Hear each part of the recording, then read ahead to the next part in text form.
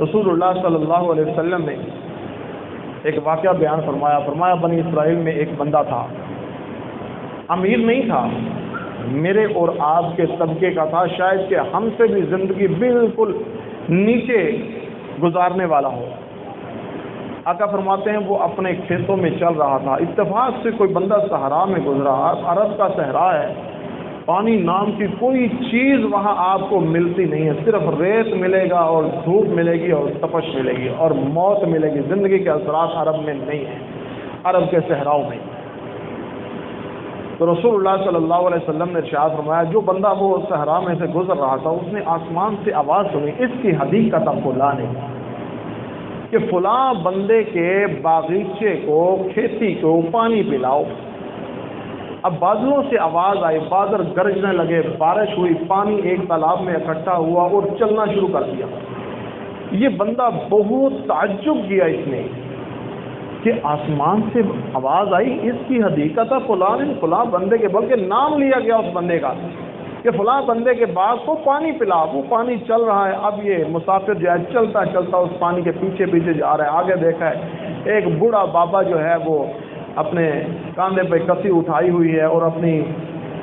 کھیت کی کھیالیاں بنا رہا ہے، نالیاں بنا رہا ہے جہاں سے پانی گزر کر آنا ہے۔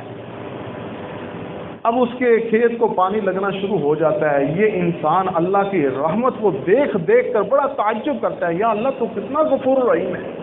اور ہم میں پینے کے لیے پانی نہیں ملتا، اللہ تو نے صحراؤں میں ندیاں جاری کر دی ہیں۔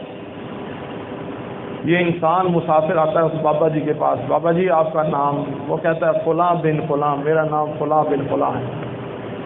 کہتا آپ اپنی زندگی کے بارے میں کوئی انٹروڈکشن مجھے کروا سکتے ہیں، کوئی تعارف کروا دیں، آپ کیا کام کرتے ہیں؟ میرے اور آپ سے یقیناً وہ بہت غریب تھا، ہر ٹائم ہماری جیب میں بہت سارے پیسے ہوتے ہیں، روپے ہوتے ہیں، مال ہوتا ہے،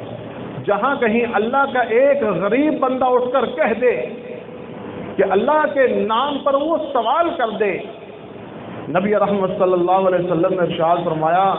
کہ جو بندہ اس کائنات میں تم سے اللہ کا نام لے کر سوال کر دے، اے بندے اللہ کے نام پر مجھے دے دے، میری اولاد بھوکی ہے، آج میرے گھر میں راشن نہیں ہے، آج میری اولاد بیمار ہے، میں نے دوائی لینی ہے، فَآتُوهُ، اللہ کے نبی فرماتے ہیں اس کو دے دو۔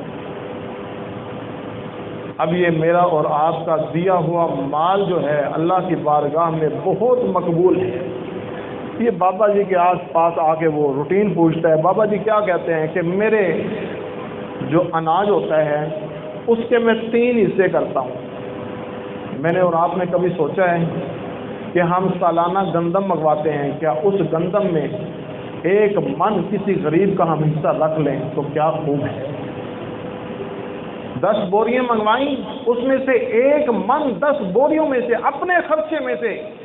1 من گندم جو ہے وہ کسی غریب کے گھر بھیج دیں، پھر دیکھیں یہ اسپیکر بند کرو، میرے اور آپ کی زندگی میں کتنا انقلاب آتا ہے۔ یہ بابا جی کیا کہتے تھے کہ جب میرے کھیت میں اناج آتا ہے، گندم آتی ہے، میں اس کے 3 حصے کرتا ہوں، پوچھنے والے 3 حصے، میں 3 حصوں کا مطالبہ نہیں کرتا، 3 حصے نہیں کہتا، 10 بوریوں میں سے 1 من گندم جو ہے وہ کسی غریب کے گھر پہنچا دے۔ بابا جی کہتے ہیں میں 3 حصے کرتا ہوں، 1 حصہ اپنی زمین کی آبیاری کے لیے، کھاد پانی وغیرہ کے لیے رکھتا ہوں، 1 حصہ اپنی اولاد کے لیے رکھتا ہوں، اور 1 حصہ میں اللہ کے راستے میں صدقہ خیرات کرتا ہوں، عشر نکالتا ہوں۔ حالانکہ عشر اتنا بنتا نہیں ہے، اگر ہم نہری پانی لگا رہے ہیں تو 20 بوریوں پر 1 بوری، اگر اللہ اپنی رحمت کی بارش برسا رہا ہے وہاں 10 بوریوں پر 1 بوری عشر نکالنا پڑے گا۔ لیکن یہ بابا جی کہتے ہیں میں 3 حصے اپنے دانوں کے کرتا ہوں، اپنی اناج کے کرتا ہوں، 1 حصہ اللہ کے راستے میں دیتا ہوں، 1 حصہ اپنی اولاد کو کھلاتا ہوں، اور 1 حصہ جو ہے اپنی زمین کی آبیاری کر کے رکھتا ہوں۔ وہ انسان کہتا ہے یا اللہ تو کتنا غفور الرحیم ہے۔ اس بندے کا یہی عمل تھا، بادلوں سے آواز آ گئی، اس کی حدیقت فلان، اے بادل فلاں بندے کے باغیچے کو پانی پلا دے۔ اگر میں اور آپ سالانہ،